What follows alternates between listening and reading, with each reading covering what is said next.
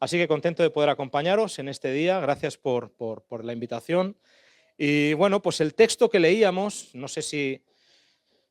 YouTube, gracias, eres el mejor, Pedro. Quiero saludar a los que nos están escuchando. Muchas gracias porque he quedado que lo iba a hacer y ya se me había ido. Así que a los que nos estáis escuchando, los poquitos que estáis ahí, que Dios os bendiga. Gracias por acompañarnos en esta mañana aquí en la Iglesia de Alcalá. Y espero que el mensaje que vamos a compartir sea una bendición no solamente para los que están presentes, sino para aquellos que lo estáis escuchando desde vuestras casas. Que Dios os bendiga. El texto que hemos leído, que ha leído el chino, y de hecho ya no me voy a acordar nunca más de su nombre, ya se ha quedado con el chino. Pero el texto que nos ha leído nuestro hermano, es imposible que me acuerde de eso. El texto que nos ha leído es un texto que conocemos bien como la Gran Comisión. Por tanto, id y haced discípulos. Y es un texto que viene antecedido de estas palabras que dicen de parte de Jesús: toda potestad me ha sido dada en el cielo. Y por lo tanto, ahora sí, ahora tiene sentido, porque el por lo tanto sin la potestad no tiene sentido. ¿Estamos de acuerdo o no? Es imposible hacer lo que se nos ha pedido que hagamos si no es contando con el poder que Dios tiene. Es imposible que nosotros podamos alcanzar, ya no digo al mundo, sino a Alcalá o a España, es imposible, si no fuera por la premisa que nos dice, uno, que Él tiene todo el poder, y dos, que siempre va a estar con nosotros. Así que esto es un poco de lo que me gustaría hablaros en esta mañana. Comencemos con una cita que encontramos en un libro, se llama Hechos de los Apóstoles, una cita en el que habla de la Iglesia, ¿no? No es el libro de la Biblia, de hecho, sino este libro escrito por Elena White. Esta cita que a lo mejor habéis leído porque está al principio de este libro, en el primer capítulo, que dice: la Iglesia es el medio señalado por Dios para la salvación de los hombres. ¿Qué es la Iglesia? Y aquí hay muchas definiciones de Iglesia. Hay muchas definiciones. Dependiendo de la experiencia que hemos pasado en la Iglesia, pues podemos definir la Iglesia de una manera o de otra. ¿Qué es la Iglesia? La Iglesia es el lugar en el que yo sufrí acoso. Oh. Aquí hay más silencio, fijaos. La Iglesia es el lugar en el que yo me sentí oprimido, me sentí rechazado. Hay muchas definiciones de Iglesia, y la definición que hacemos de Iglesia depende de la experiencia que hemos tenido en la Iglesia, pero el objetivo, el ideal, lo que Dios tenía soñado para este lugar al que llamamos Iglesia, esta comunidad de creyentes, es que fuera el medio señalado por Dios para alcanzar a personas que todavía no lo conocen. A veces desvirtuamos la misión de la Iglesia porque la recargamos con tantas cosas que son, no digo superfluas, pero que no son tan imprescindibles, que perdemos de vista que el objetivo por el que somos Iglesia es para salvar a la gente que nos rodea. Y la salvación tiene que ver con el Evangelio, y la salvación tiene que ver con conocer a Jesús. Y la Iglesia tiene el privilegio, no solamente los sábados, sino durante toda la semana, de dar a conocer a Jesús a un mundo que no lo conoce. Así que la iglesia fue organizada, es el medio señalado por Dios para la salvación de los hombres. Dice, fue organizada para servir, y su misión es la de anunciar el Evangelio al mundo. Desde el principio fue el plan de Dios que su Iglesia reflejase al mundo su plenitud y su suficiencia. Los miembros de la Iglesia, ¿hay alguno aquí? Los miembros de la Iglesia, dice, mirad lo que dice, que han sido llamados de las tinieblas a la luz admirable, han de revelar su gloria. No hay mayor predicación que la vida de una persona transformada. Amén. No hay mayor predicación que la de una iglesia que, a pesar de ser diferentes, de sabores diferentes, colores diferentes, orígenes diferentes, se entra y se respira un clima de respeto, de cariño, de mutua comprensión. La iglesia está organizada de alguna forma para que nosotros, los que decimos ser iglesia, que hemos sido llamados de un camino a la vida eterna, podamos en ese contexto anunciar, testificar, dar testimonio de lo que Cristo ha hecho por nosotros. Somos llamados a hablar de las virtudes de aquel que nos llamó, ¿sí o no? Este es nuestro propósito, este es nuestro objetivo, este es nuestro sueño, esta es la razón por la que somos iglesia, es hablar de Él, anunciarle al mundo que Él es Él, que Él es quien dice ser, que Él es tan bueno como siempre ha dicho ser, y que su amor se refleja en lo que Él ha hecho en nuestra vida. Así que la Iglesia tiene todo un desafío, que es de alguna forma representar ante el mundo el carácter de Dios, y esto siempre es un desafío precioso. La Iglesia dice, y termino la cita, la Iglesia es la depositaria de las riquezas de la gracia de Cristo, y mediante la Iglesia se manifestará en el tiempo, incluso a los principados y a las potestades en los cielos, el despliegue final y pleno del amor de Dios. Esto es un llamado como Iglesia, hermanos míos queridos, a ser protagonistas, actores de la historia de la salvación. Amén. Hay gente que no ha tenido el privilegio a lo mejor de nacer, vamos a decirlo así, nacer en una iglesia, pero a través de tu amabilidad, a través de tu vida transformada, a través de tu perdón, a través de tu forma coherente de ser, esas personas podrán conocer el Evangelio y algún día quizás podrán conocer a Jesús. Amén. Así que la gran comisión de la que hemos leído, id y haced discípulos, no es solamente para unos cuantos escogidos. No es solamente para los que sienten el llamado, es una orden para todos nosotros. La iglesia o está en misión o no es iglesia. Amén. La iglesia o cree que tiene un sentido y un propósito, o no se convierte más que en un club social donde más o menos intentamos hacer cosas para rivalizar con la sociedad y siempre lo hacemos peor. Porque nuestro propósito no es entretener. Nuestro propósito no es simplemente mantener ocupada a la gente, nuestro propósito es salvar, porque es lo que Jesús vino a hacer. Hace años, y lo he escuchado en más de una ocasión, pero hace años alguien hizo una pregunta que todavía me acompaña. Es una pregunta que habréis escuchado porque no es la primera vez, desde luego, que esta pregunta se hace aquí en Alcalá. Si mañana tu iglesia desapareciera, si mañana cerraran tu iglesia, ¿quién lo notaría? ¿Quién lo notaría? ¿Quién se daría cuenta? Yo siempre digo, ¿no? Hay lugares en los que se darían cuenta porque hay más sitio para aparcar el sábado. Y eso sería una buena noticia, que cierren la iglesia porque habría más sitio para aparcar. Pero la pregunta persiste, si cerraron en nuestra iglesia, si después de todo lo que hemos dicho, la iglesia está organizada para salvar y para dar testimonio, y la iglesia es la depositaria de la gracia de Cristo, la iglesia será el instrumento que Dios usará para dar testimonio de Él, incluso a las potestades. Si esto es la iglesia, ¿qué pasaría si cerraran nuestra iglesia? ¿Se notaría algo? Una pregunta que es incómoda porque nos obliga a pensar qué tipo de iglesia somos, qué estamos haciendo en el lugar en el que estamos. ¿Existimos solo para nosotros o somos parte de algo mucho más grande? El texto que hemos leído, el de la Gran Comisión, es un texto en el que Jesús está con sus discípulos antes de ascender al cielo.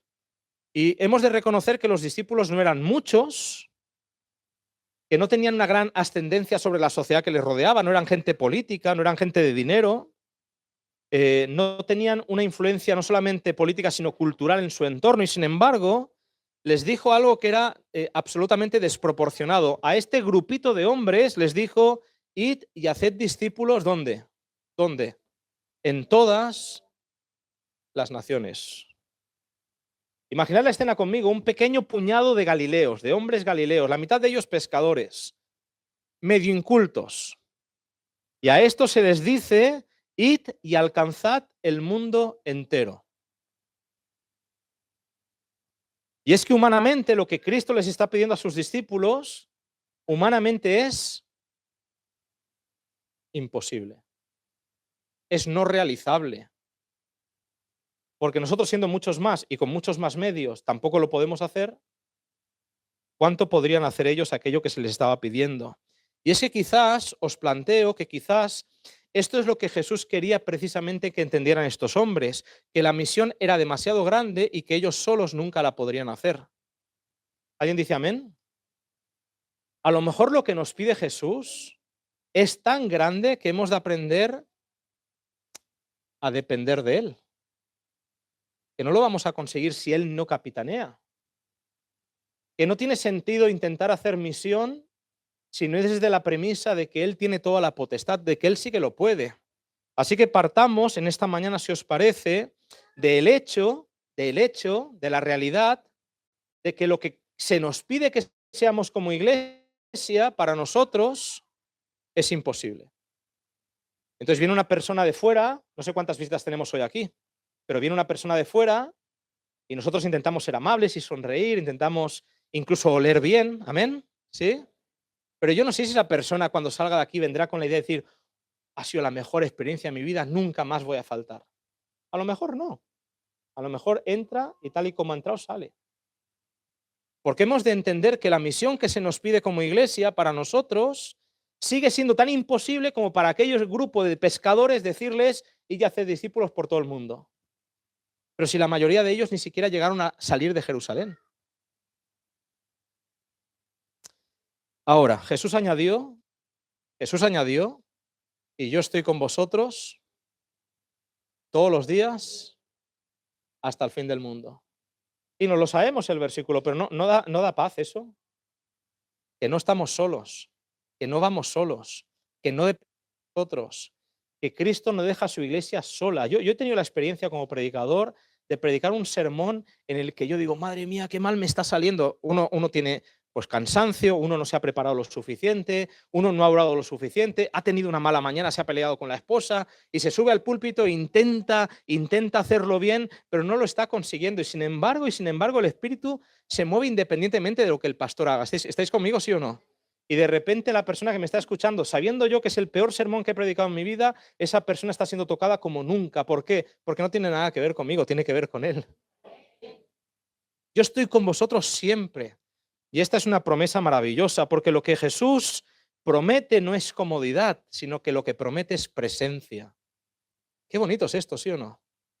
Jesús no prometió que nada fuera a ser fácil, lo que prometió es que pasara lo que pasara siempre, estaría con nosotros. Y esto nos da un aliento, una tranquilidad, nos da una paz, porque es verdad que somos torpes, es verdad que lo que ofrecemos a veces es cutre, pero el Señor compensa. Y el Señor es bueno porque lo que promete no es comodidad, sino presencia. Porque la misión es mundial, pero su presencia es personal.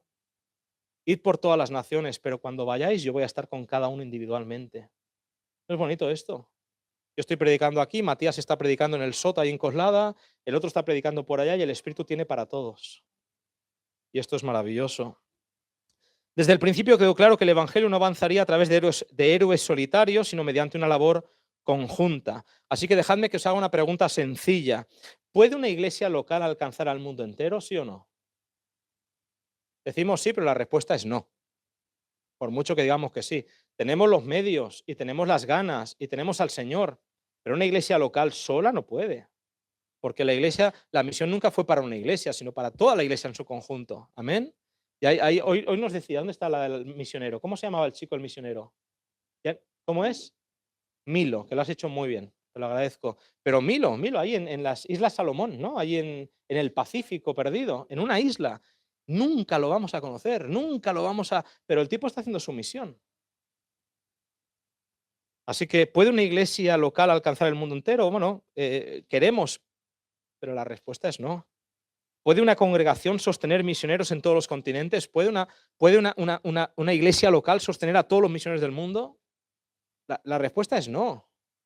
La edición sudamericana, por ejemplo, que está localizada en Brasil, en Brasilia, ¿no? Tiene la sede. Ellos tienen misioneros, tienen unas 40 familias misioneras por todo el mundo.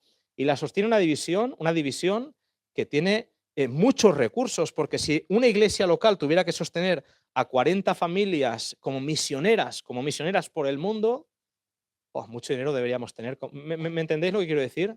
Así que es bonito porque nosotros no estamos solos.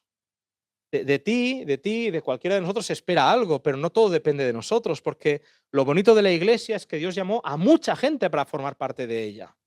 Fijaos, ¿no? Diríamos, ¿puede una iglesia producir recursos en todos los idiomas? Pues la respuesta es que ni siquiera nos entendemos cuando hablamos español nosotros. Hay palabras que no significan lo mismo para ti que para mí. Y por eso la iglesia es mundial y por eso el alcance es mundial. Y repito, la misión es mundial, pero su presencia es personal. Lo bonito de la iglesia es que todos tenemos la posibilidad y el privilegio de cada uno de nosotros individualmente sentir la presencia de Dios. Y lo que yo hago con un vecino en el ascensor, el testimonio que yo puedo dar con el vecino en el ascensor, no me lo vas a poder dar tú, porque yo convivo con él. ¿Estás conmigo? Así que la misión es mundial, pero la presencia está prometida para todos individualmente. Y esto es lo bonito. Yo puedo sentir a Jesús al salir de este lugar. Y esto es maravilloso. ¿Cómo se cumple Mateo 24:14? Sabéis que cuando a Jesús le preguntan, ¿cuál es la señal de tu venida? Dice, mira, escucharéis de guerras y rumores de guerras, pero todavía no es el fin, y habrá terremotos y pestes, y habrá, pero no es el fin, pero, dice, será predicado el evangelio en todo el mundo y entonces será el fin. ¿Cómo se cumple la promesa de que el evangelio será predicado en todo el mundo? Hay un texto en Habacuc que dice que toda la tierra será llena de su presencia, de su gloria. Esto es maravilloso. Así que está garantizado, según la Biblia, está garantizado que al final triunfará el Evangelio. Pero ¿cómo se cumple esto? Si una iglesia local no puede, si no tiene los recursos, si no tiene la capacidad, si no tiene el conocimiento de todos los idiomas, ¿cómo se consigue? ¿Cómo se consigue que el Evangelio sea predicado en todo el mundo? Se cumple cuando entendemos, uno, que no somos una isla y dos, que somos parte de un cuerpo. Y aquí quiero contaros algo real. Y mirad, el misionero, yo lo tenía escrito así, pero vamos a ponerle nombre. Milo es. ¿Cómo es? Milo. Yo tengo una memoria tan corta. Milo. Yo, como no conozco los nombres de la gente y a los que conozco me olvido el nombre, acabo llamando papi y mami a todo el mundo. Así que si te saludo, te digo, papi, ¿cómo estás? No es porque te desee ser papá de nadie, es que no me acuerdo. No me acuerdo cómo te llames, ¿vale? Así que Milo, que es el protagonista de la historia que nos han contado esta mañana, vamos a ponerle, yo lo había escrito así, pero vamos a ponerle este nombre al personaje del que yo hablo. Hace algunos años, en un país donde el cristianismo es minoritario, un joven recibió un pequeño folleto cristiano. Nada espectacular, nada viral, nada masivo, solo un folleto. Ese folleto había sido traducido gracias a un proyecto financiado por las ofrendas a nivel mundial, de la iglesia a nivel mundial. Así que aquella mañana de sábado, cuando tú echaste tu euro, tu medio euro, tus 20 céntimos en aquel sobre de la escuela sabática, tú no lo sabías, pero a Milo, a miles de kilómetros de ti, le iba a llegar un folleto traducido a su idioma, gracias en parte a la monedita que tú habías puesto en el sobre de la ofrenda. Iglesias como la nuestra, que nunca conoceremos su nombre, hoy sí, Milo, o que nunca sabremos su historia, formamos parte del milagro que Dios tiene para su iglesia. Porque la misión es, pero su presencia es, lo que pasa en tu corazón tiene una aplicación histórica. Lo que pasa en tu vida tiene una repercusión mundial. Y esto es lo bonito de la misión, que yo hago una pequeña cosa, pero mi pequeña cosa en manos de Dios se convierte en algo grande. Ese folleto había sido traducido y ese joven, al recibir el folleto, empieza a estudiar la Biblia y tiempo después se bautiza y hoy es anciano de iglesia y gracias a su vida y a su ministerio ha llevado a otras personas a Cristo.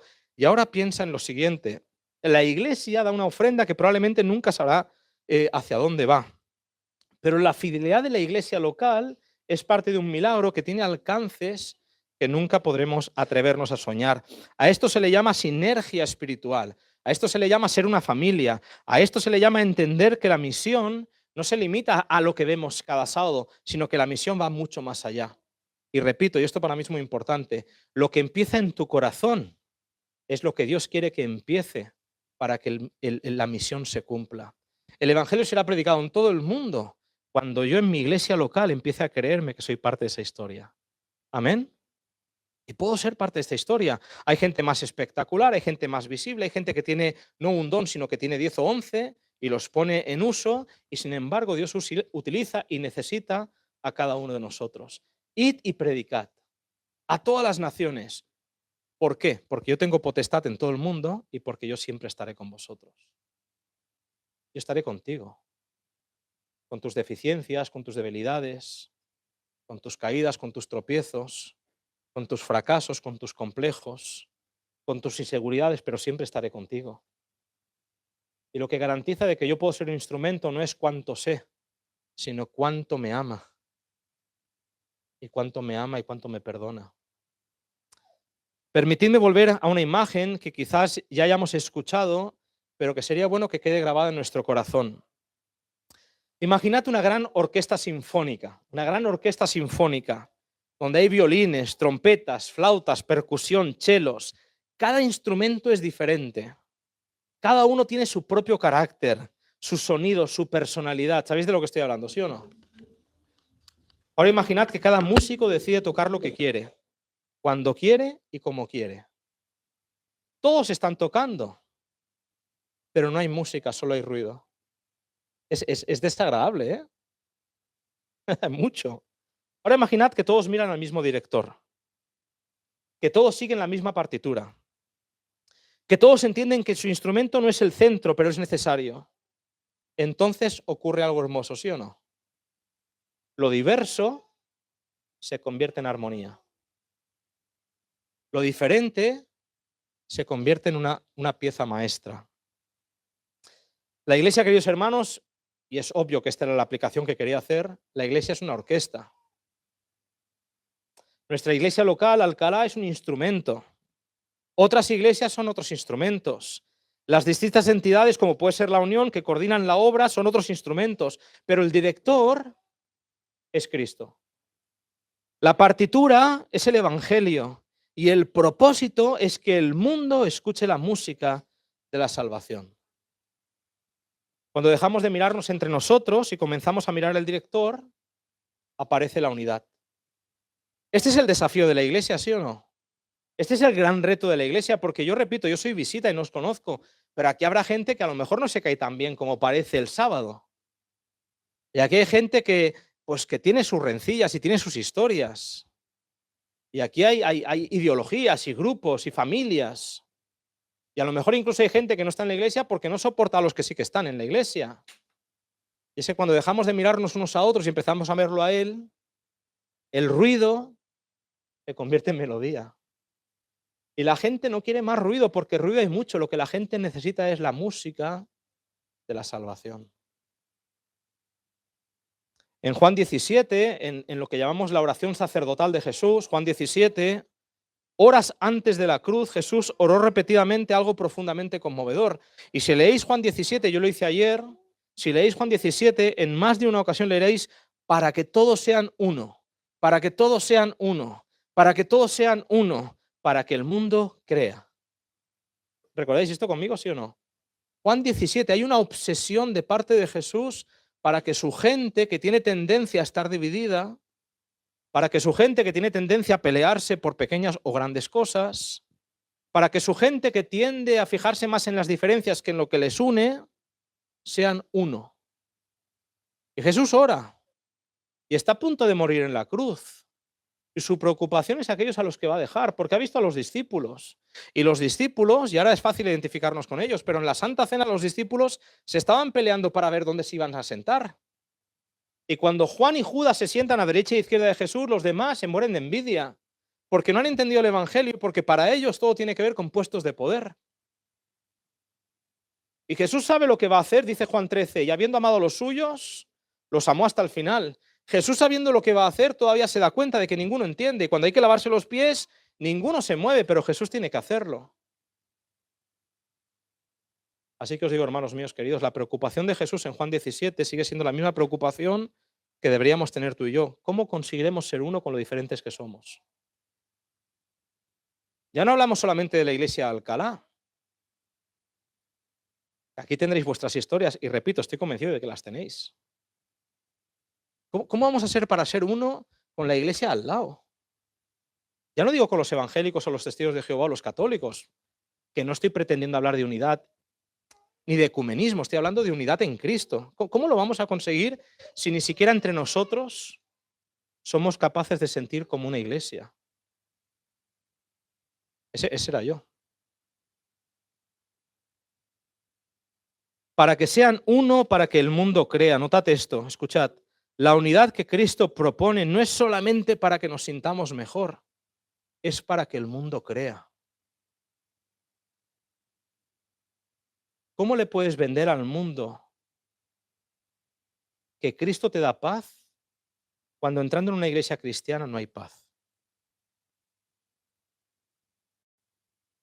La unidad no es para que nos sintamos mejor, es para que el mundo crea, porque cuando vivimos en sospecha constante, cuando criticamos sin amor, cuando nos hablamos con desprecio, la música se distorsiona. Y no hay cosa más desagradable para mí que escuchar una música desafinada o distorsionada. Pero cuando hay humildad, queridos hermanos, cuando hay espíritu de cooperación, cuando entendemos que pertenecemos a algo mucho más grande, el mundo empieza a escuchar algo distinto, algo diferente. Amén.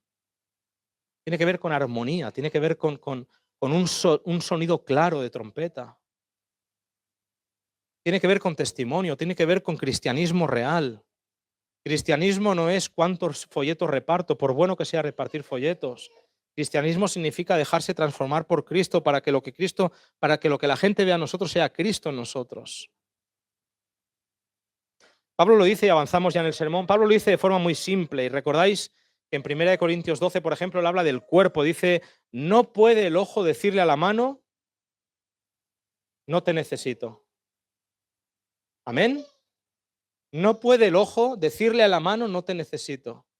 Este podría ser el lema de una iglesia, ¿sí o no? No puede el ojo decirle a la mano, no te necesito. Todos nos necesitamos. Cada uno con su sabor, cada uno con su cojera y cada uno con su historia. Pero todos nos necesitamos. En el cuerpo de Cristo nadie es autosuficiente, ni la iglesia local ni ninguna otra parte del cuerpo. Todos somos interdependientes, todos dependemos unos de otros. En una familia sana hay grandes diferencias, hay opiniones distintas, pero hay algo que nunca se puede cuestionar en una familia, es el sentido de pertenencia. Somos diferentes, pero pertenecemos al cuerpo de Cristo. No pensamos igual, pero pertenecemos al mismo cuerpo. No tenemos ni siquiera las mismas opiniones en temas que nos parecen cruciales, pero seguimos siendo parte de una familia. Porque ser parte de una familia tiene que ver con el espíritu de adopción del Padre, no con nuestras decisiones personales. ¿Amén? Somos hijos y los hijos no siempre se parecen tanto como nos gustaría. Somos humanos y eso ya habla de diversidad. Hay gente rara en la iglesia, ¿sí o no? No tengáis miedo, podéis levantar la mano, ¿eh? Porque no soy el único, ¿sí o no? Hay gente rara y sin embargo nos pertenecemos porque somos una familia, porque la misión es mundial, pero su presencia es individual, personal. Porque yo soy iglesia en la medida en la que yo he tenido una experiencia con Jesús. Y tú eres iglesia en la medida en la que tú has tenido experiencia con Jesús. Y tu experiencia y la mía juntos nos convierte en iglesia. Y la iglesia tiene algo que decir cuando cada una de sus partes ha tenido una experiencia con Jesús. Si no, lo único que produce es ruido. Pero el mundo necesita más música y menos ruido. Decíamos en la escuela sabática de hoy, en Filipenses, cuando dice, todo lo puedo en Cristo que me fortalece. Decíamos que el contraste entre el todo lo puedo en Cristo que me fortalece, decíamos en mi grupito de escuela sabática, decíamos que el contraste con ese versículo lo encontramos en Juan 15, cuando dice, separados de mí, nada podéis hacer. Y este es el punto más importante del sermón. Nada de lo que pretendemos ser funciona sin Cristo. Podemos, escuchad bien, podemos tener una organización sin poder, podemos. Podemos tener una estructura sin espíritu. Podemos hacer planes sin fruto. Pero Jesús fue claro, separados de mí, nada podéis hacer. La verdadera sinergia no comienza en una oficina, comienza en el corazón. Amén. No son los planes que vienen de la unión. No es cuán espirituales o cuán poco espirituales son los de la unión, porque el milagro no empieza allí, empieza aquí. Porque la misión es mundial, pero la presencia es personal. Y Cristo a través de ti quiere hacer cosas que no tiene por qué hacer a través de mí, porque tú eres tú y yo soy yo. En Hechos 2, si todos recordamos este episodio de la Biblia, antes del poder del Espíritu, antes del crecimiento, antes del impacto, lo que nos encontramos es un montón de gente unánime en oración. Porque separados de mí, así que se nos pide que estemos unánimes, no que seamos uniformes. Se nos pide que estemos unánimes, no que seamos idénticos. Se nos pide que seamos unánimes y eso implica estar unidos a pesar de las diferencias. ¿Podemos o no podemos? ¿Podemos querernos? ¿Podemos mirarnos con amor? ¿Podemos saber que somos diferentes pero que estamos unidos en la misma misión? Que tenemos el mismo Padre, que nos adopta no por mérito sino por gracia, porque nos ama, aunque no lo merezcamos. ¿Estamos de acuerdo con eso? Y a partir de ahí la música empieza a sonar. Cuando todos permanecen conectados a la misma vid, la vida fluye por todo el cuerpo. Así que permitidme volver al inicio. Si mañana nuestra iglesia desapareciera, ¿quién lo notaría? Y antes de que seamos rápidos en contestar, permitidme decir que lo notaría el cielo, que lo notaría la misión, porque lo que pasa aquí quizás no lo sepamos, pero tiene un impacto en la misión. A lo mejor, y tú no te das cuenta, pero hay gente que esto que vive aquí, es todo lo que tiene durante toda la semana. Esta es su familia. Este es el lugar en el que se siente seguro. Este es el lugar en el que se siente amado. Este es el lugar donde ciertas personas tienen nombre, porque fuera de aquí no son más que un número. Así que te pregunto, ¿qué pasaría si tu iglesia cerrase? Pues a lo mejor sería un drama para más de uno de nosotros, porque no sabríamos a dónde ir. No somos un grupo aislado, queridos hermanos, somos parte de la sinfonía de Dios. Bonito, ¿no? Somos parte de la sinfonía de Dios, que a pesar del ruido sigue sonando y sigue salvando y sigue alcanzando a personas que quizás de otra manera no lo podrían conocer. Así que termino haciéndote una invitación que sea sencilla. La primera pregunta no tiene que ver con la iglesia, sino que tiene que ver contigo. ¿Estás conectado a Jesús, sí o no? ¿De qué me sirve que Matías sea un hombre muy espiritual si yo no tengo tiempo para encontrarme con Jesús? ¿Estás conectado personalmente a Cristo? Porque la misión es mundial, pero su presencia es personal. Y dejadme que os diga, estoy terminando, pero dejadme que os diga lo que he dicho en más de una ocasión. He pasado por iglesias donde me he encontrado gente muy buena, gente noble, gente sincera, gente honesta, muy trabajadora. Tan trabajadora que su jornada laboral dura 14 horas diarias. No tiene tiempo para Jesús. Solo viven de lo que yo podía escupir los sábados. He dicho escupir. 4 palabras que el pastor dijera eran todo el alimento que ellos tenían para toda la semana. Y yo os digo, un creyente no puede vivir de rentas. Un creyente no puede vivir solamente de las migajas que caen de la mesa del predicador. Así que te pregunto, ¿estás conectado personalmente a Jesús? Porque si no estás conectado personalmente a Jesús, tarde o temprano dejarás de estar conectado a la iglesia. Y tarde o temprano serás alguien que impida que la iglesia crezca. Porque lo que hace que el milagro sea posible es tu conexión personal con Él. Porque la misión es mundial, pero la presencia es personal. Segunda pregunta, querido hermano, ¿estás contribuyendo a la armonía o al ruido? ¿Qué produces? ¿Qué produce tu presencia? Sabéis que la Biblia habla de olor agradable, ¿sabéis? Como un incienso que asciende al cielo. Y es que hay personas que son agrias, y hay personas que son turbias, y hay personas que son tóxicas, y no estoy hablando de fuera de la iglesia. Así que te pregunto, ¿qué produces tú? ¿Ruido o armonía? ¿Es agradable estar contigo? ¿O solamente es agradable estar contigo si estamos de acuerdo contigo? Si te damos la razón, si te aplaudimos todo lo que haces. ¿Qué produces? ¿Ruido o armonía? Y la tercera pregunta es, ¿estás participando activamente de una misión que va mucho más allá de nuestras 4 paredes? ¿Eres consciente de que la misión sigue hoy estando activa? ¿Que todavía hay uno más, por lo menos, que salvar y que depende de ti? Qué bonito, ¿no? Tu vecino, tu esposo, tu hijo, tu hija. Uno más. Uno más. Queridos hermanos, que cuando el mundo mira a la iglesia, por lo menos aquí en Alcalá, no escuche ruido, escuche música. La música del Evangelio eterno, la melodía de una familia unida, la sinfonía de Cristo dirigiendo a su pueblo. Amén. Y que cuando el director levante la batuta final, nos encuentre tocando juntos. Que Dios os bendiga, familia. Hoy decíais a nuestro matrimonio hermoso que se nos va para Ecuador. ¿Hemos dicho Ecuador? ¿Sí? Se van el viernes, Nancy, esa parejita, a Ecuador. Vuelven después de unos años en España. Y decíamos estemos donde estemos y vayamos donde vayamos,